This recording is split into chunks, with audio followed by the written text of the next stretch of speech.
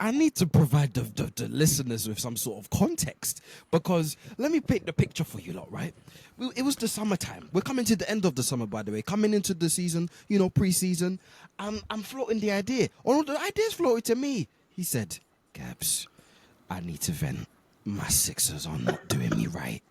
I won't forget the conversations that we had in the summertime. And I was ready to open up the therapist office, as we've done numerous times with some of the guests that we've had. We have. And Mr. Harris, lay your head on this here couch and talk to me about your Philadelphia 76ers. However, that is not the case. Is it? That is not the case. It's before not. we can actually get into some of the semantics of what the season is so far, can you tell the people how you became a Sixers fan at first? Because as I alluded in your little NFL debut, you are a stinky Colts fan. I don't like it. I never will. And I don't know how the Philadelphia links came about. So please tell us. So do you know what, right? And I get a lot of stick for being a two-team NFL fan. Look, my old man moved to Philadelphia for work probably about 15 years ago. He was there for 10 years. It is my home away from home. I love that state like no one else in the world. And I'm a West Ham fan as well. So those fans are a bit of me. They're nuts. They're loose. You put one step wrong, they are coming for you. But unfortunately, before my old man moved to Philadelphia, I'd already laid down my loyalty with the Indianapolis Colts. But every other American sports team is South Philadelphia, born and raised. And do you know what? When Mr. Process came in, I thought this might be a good time. I've been out there. I've seen them play probably about 4 or 5 times now. Only ever seen them win once. Yeah, I know. But look, do you know what? I might be able to take a flight out there this year because I can't see us losing. Maybe. Oh no, this is what I mean, Stateside. Do you know what? I'm already sick because I've had to deal with this all of last season with an OKC fan joining me. I'm a Kings fan. We don't know what success is to. Excuse me, I even almost was vomiting right there. To this level. So Stateside Humph, as the OKC fan that you are, I get it. You must be excited that the OKC defending champs. I saw ring night. It looks great. You've seen the Sixers, and we're probably gonna get into this chat now. They're 3 games in already. Hey man, they have reasons to be happy. Let's just start it off like that. I mean, first of all, I'm not surprised that you nearly. I'm not surprised you nearly regurgitated that. I mean, when you watch the Kings, that's vomit-inducing basketball. Let's calm down, shall we? But I mean, for my Kings, hey, your GOAT Westbrook, he's a part of them now. We play you lot tonight. We do. We play you lot at 12 o'clock tonight. So I'm gonna watch that, see what it's saying. If we lose our first game of the season to you lot. Yeah, you might need to put me in the group chat for that one, boys. We'll do a little watch along. That's what I'm trying to say. I'm dreading it, but I'm gonna be there. You know what I mean? But I'm looking forward to this episode. Obviously, like we said, we're going to feed your delusions on the Sixers team. When I watch VJ Edgecombe, his interview at the draft night, because I didn't really know much about him, but his interview moved me. I'm like, wherever this guy goes, I'm going to root for him. And then obviously his first performance away at Boston, I'm like, yeah, they got a player. The Sixers got a player. They got a hungry player as well at that, and as you said, that interview, right? It doesn't take much to make me cry now as a Philadelphia fan, but that was in the right way, and you kind of just saw that this guy is going to succeed no matter what. And you've seen that 3 games in. It is ridiculous. The numbers that him and Tyrese Maxey, who looks like finally now is getting the keys to this banged up Ferrari, that when the Process himself came in, and who would have thought that it looks like he's probably, with the amount of injuries he's had, coming towards the end of that Process stage, that he still might be involved. And for those still trusting, look, it's early doors. We can get into it. We will get into it. You can see how excited I am. But my God, it's looking good. I can see all 32 of them from your mouth, showing and gleaming in front of the camera. But I do have to take you back before we get into Edgecombe, Embiid, PG, all of them, man. We got to talk about it. I need to take you back to what it was at the end of last season. I think I put your record down somewhere. 24. You don't have to say it. Yeah, I know I do. That was their record last season. That was the record last season. Why do you think they got the number 3 pick? It was dark, Yeah. Can you talk to me in regards to, I can imagine, and you can let me know obviously if I'm wrong, the expectations for Philly fans last year, with obviously the additions that were added, PG coming in the door. You had a solid team, health permitting, obviously. you're probably thinking, you know what, let's get in the playoffs, and then once we get in there, seed dependent, of course, matchup dependent, we can make some noise. But come to the end of it, nowhere near the playoffs, lottery team ending up with the number 3 pick. Can you talk to me about how yourself and how a lot of the Philadelphia fan base must have been feeling? It's one of those where it kind of just felt that at the start of the season you can convince yourself into any form of narrative, especially when you've got someone excited like McCain, who also, by the way, we'll get onto later, who still hasn't played yet with this lot. But he kind of come in, but a bit of breath of fresh air, and we were thinking, all we need to do is for Joel to stay healthy. And I mean, how many times are you going to hear that from a 76ers fan? But I'll be honest with you, it wasn't full of excitement. It was like, if we make the playoffs, then maybe we costing ourselves a decent pick in the draft next year. I think after years of disappointment, after seeing Jimmy coming in and thinking this is now the year, like there's been so many times where it's like, now this is the guy, and it's never happened. And I think for the first time, and it also did help as well with the Eagles winning the Super Bowl, that the city wasn't getting on their back too much. I mean, that helped out massively. And also the Phillies as well getting themselves in the playoffs, which hasn't happened this year. Look, we weren't optimistic, and I think it was even lower this year. I think it was kind of just resigned to the fact of, look, we need to get rid of that PG contract. No one is going to take that on, so we just got another couple of years of eating that up. And I think it kind of summed it up perfectly. 3 games towards the end of the season last year, PG did the noble thing of being like, do you know what, guys? I think I need to stop my podcast and concentrate on finishing the season. And that was kind of like, really? Now? Just finish your season's podcast, brother. That's where you choose to end it. And it's kind of one of those situations now where I think it makes it so much better because no one thought we were anywhere close to this. Like the contracts we've got, and they're guys that need to be starting. But now they could be guys that could be role players. Who can boast Joel Embiid and PG being role players? You could use them now to the best of their ability. Coming in healthy, I don't want to see Joel play anywhere near any form of back-to-back games, as you saw. He got benched last night. Getting nowhere near. Want him nowhere near. It's exciting times, and I think it's a mixture of surprise and excitement. But yeah, it's. Look, I don't want to speak too much about it because I am a massive jinxer. But it's looking good, man, and we still got more to come back. You can already see the banners up in the rafters. Yeah, the banners already are hanging in his living room. I understand. I'm hanging them, bro. I understand. And there's a lot of reason to be happy about it because we can now come into, what it is this year. And I can imagine your VJ Edgecombe, we already spoke about the impact already that he made before he even dribbled the basketball as an NBA player. And now I watched that first game between you and the Boston Celtics, and I had narratives in my head in regards to, the Boston Celtics. I need to see what they're going to be looking like early doors without Tatum, what the system's going to look like. I needed to see what you guys were going to be bringing to the table in regards to how much, impact is the rookie going to have, because in preseason he was doing his thing. Is Maxey going to be taking another leap, or at least, maintaining that all-star level of performance that he showed last year before the team just kind of packed it in? And, it's early days. However, I don't want to look at the standings just because 3 games, they don't tell you too much. But you are one of the elite teams to start the season.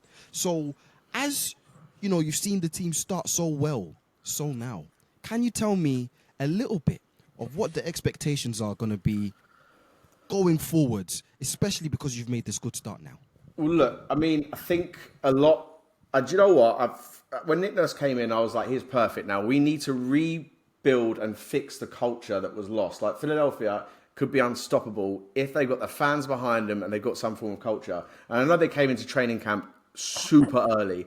And in training camp, they were calling no fouls. And it looks like they haven't been playing together 3 weeks, but 3 years. I don't know if that brought them together, but everyone looks invested. And I think I've always thought the highest of Tyrese Maxey, but he's always had to step up when everyone around him is either injured or is just lacking.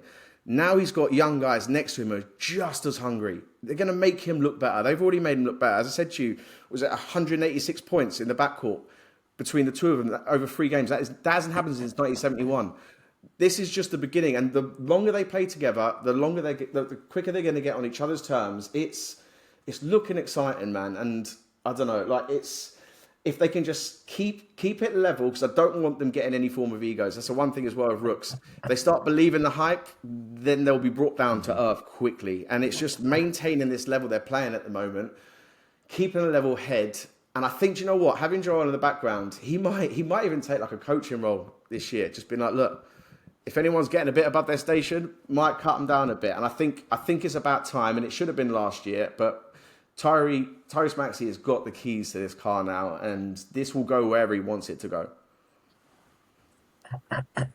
See, Stateside Tom, you said something very interesting at the end there in regards to the best player on the Philadelphia 76ers is Tyrese Maxey. And there's a big boy over there. He's got MVPs, he's got scoring titles, he's got accolades in this NBA. However, you know, what he's shown over the last few years, what he's shown you to start this season, Maxey, the best player on the Sixers, are you hearing that? Oh, I'm hearing it for sure. Do you know what I mean? Because in my head, I'm thinking, get Embiid part of the coaching staff. Why not? Do you know what I mean? Let him hang him up. Because you've got Tyrese Maxey. Because you mentioned something about the culture. Remember, I always bang on about this. It's very difficult to set an identity and a culture in a basketball, or just in a team in general. So when you have players that come in that are hungry, that in your Edgecombes, in your Maxey's and Jared McCain as well, you have three good guards or three great guards that can push you to the other level, that can bring some excitement to the fans. It don't take much for fans like Philly, for fans like New York to get up. So when you have that type of guard play, when you're winning games, you're restoring the feeling again. That's what it's all about. I mean, Philly fans are it's 3-0 and they're thinking about, you know, championship stuff nowadays. Do you know what I mean? And I love that. Do you know what I mean? I'm an Arsenal fan, so little things like that, I get excited about it pretty quickly. Do you know what I mean? So it's about setting the good cultures, playing good basketball to start the season, setting a good foundation, and then obviously you give yourself something to build off of that. With Embiid, obviously you hope with injury permitting, you know, he can play a lot of games, because if you really want to do something in April, May, June, as good as it looks right now, you still need Embiid. Do you know what I mean? But how much... You go on. I was going to even ask this now because, again, I watched the first game against Boston. I've watched some, you know, Sixers game afterwards. Number one, they look, in my eyes, so much better when Embiid is not on the court. However, it's still something in my head that's telling me there's no way that the Sixers can win a championship with no Embiid and no PG. And I understand that Embiid's knees probably finished. That game against the Celtics, by the way, I could count how many times on my one hand he touched the paint.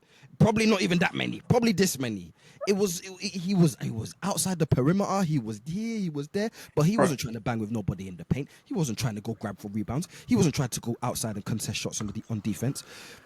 But even then, I'm still giving him the grace of, nah, this is MVP Embiid. This is somebody that, you know, is smart enough, has the IQ to figure it out and make it work. PG as well. We haven't even seen him yet.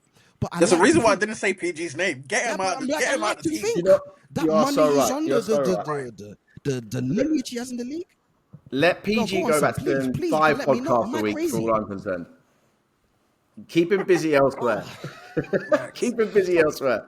I mean, our rotation. I'm mad in saying that. Facts. I'm mad in saying that you can't do it without these guys. You're not, but our rotation as centres now, and I mean, don't also as well underestimate what Drummond did the other night. He stepped in for Embiid and balled out. And we've also got Bonner as well. And this guy, or Boner, I don't even know how you pronounce this guy's name. I kept wanting to say Boner block. He had so many blocks last night. They were calling him Boner. Yeah, the Boner block just sounds like something it shouldn't sound like. But when you've got these guys on rotation, you just need them to come in, give them 10 minutes max, get them back off, next guy in. I mean, I'm not even going to be mad to say that Joel Embiid could win 6th Man of the Year this year. That is a crazy little shout. Elaborate on that, though. Elaborate on that. And do you know what with him? I think he's got to the stage now where he's accepted his role. He kind of had a trade opportunity maybe 2 years ago, but the whole league is onto him now. He ain't going anywhere. No one's picking up that contract and the money he's on. If he can just sit his ass on that bench and come in when he's needed, do you know what? Give him the first half of the season off. Couple of games here and there if he wants to come and tap dance when we're winning. Bring him in when the playoffs are happening and watch the difference that guy makes. Because as you said, the MVP, like he's an absolute baller. But the best ability is availability, and he hasn't shown that for the last 2 years. So sit your ass on the bench, be that sixth man. I mean that is fair. Obviously, like I said, as exciting as it is with Edgecombe and Tyrese Maxey, Embiid is still MVP Embiid. Do you know what I mean? He does still have that type of talent that you need when you get into the postseason, when you get into the later rounds of the playoffs. Um, since Embiid has been at the Sixers, you guys haven't been to the conference finals. Could this be the year? Look, I am going way over the top of my predictions now. I think so. I don't expect us to. Again, as we said earlier, the West is by far stronger than the East, which may work in our favour in terms of getting there. But look, this is early days. I've gone from being like we are going to do nothing now for the next 10 years to being like, oh my god, we could actually make a bit of a run for it in the playoffs. So look, I ain't going to go that far as much as I want to. Maybe another glass of wine. I might be saying something different. But it's exciting, and there's still players to come back. Put him another glass. As well. I'm just feeling it right now. I'm saying. He's feeling NBA favor. Go Sixers, go, man. Before we even wrap up this Sixers chat, before we even wrap it, this VJ Edgecombe stateside time, I want to throw you something because I already know what Sam's going to say if in regards to my question. Am I looking at potentially the future Rookie of the Year? Yeah, you are. Yeah, you are because he's playing at a big market as well. Six attacks, like you have with Lake attacks. When you're playing at a big market and the noise surrounding the Sixers again is only 3-0, but still the start that you make when a lot of people are gonna remember that debut 34 points in Boston. Do you know what I mean? That's gonna help with that as well. But his style of play I like a lot. He's gonna score a lot of points. Playing next to Maxi as well, he's gonna learn very quickly. He's gonna learn the good stuff as well. I mean Cooper Flag. It's very early, but that's what I'm saying. I don't want to believe the hype until I see it. I'll believe it when I see it. And like I said to you yesterday on yesterday's podcast, we're gonna play the Mavs, and I'm gonna see how Cooper Flag plays against this OKC defense. Oh my days! 2 points, 1 of 9 from the field. Yeah, he stunk it up. But then again, it's not his fault. It's just OKC's defense. Do you know what I mean? I don't want to make it about OKC, but answer to your question. Yes, I can see VJ Edgecombe winning Rookie of the Year. Like I said, he got a big fan in me after that interview in the NBA draft. So I'd love to see him win Rookie of the Year. See, Sam, before you go, I'm just saying now, this rookie class, it's not like last year's, bunch of guys. This year's one is actually good. I've been seeing Dylan Harper. I've seen he's hooping. I've been seeing all those rookies in Washington. They've been doing very well. And of course, I've been seeing VJ Edgecombe, and I understand what he gave me in the first game and the first few as well. But you can tell me, because you probably have the most stocks in him out of all of us, are we looking at potentially Rookie of the Year? Look, as I've said, his only real competition, I think, if he goes on to have a good season, and I honestly think even if Cooper Flag has a season that, again, I'm biased, is slightly less good than Edgecombe, he has got way more weight on his shoulders to perform. When you trade away your star and then, look, I ain't going to make any accusations, somehow win the draft lottery and get the next future of the league, look, there's way more eyes on him. I still would put him as the betting favourite. But look, I mean, we'll come back to this towards the end of the season if you have me back. I think stats-wise, I just think... I'm just going to say yes, he is. Yeah, he's Rookie of the Year. We get Rookie of the Year all day. I posted that earlier. You might have seen it on my Instagram. I won't blame you. I won't blame you. Well, don't worry. When Keegan Murray got drafted to the Kings, I pushed the propaganda like there was no other. Now, was he even close? Of course he wasn't. Absolutely but I don't care what you say. Still my Rookie of the Year. We've got 125 M's in the summer. You know why? Deserved every single penny. Yeah? Have some bloody shame. Honestly. Hey. No, he got a good contract, I like to think.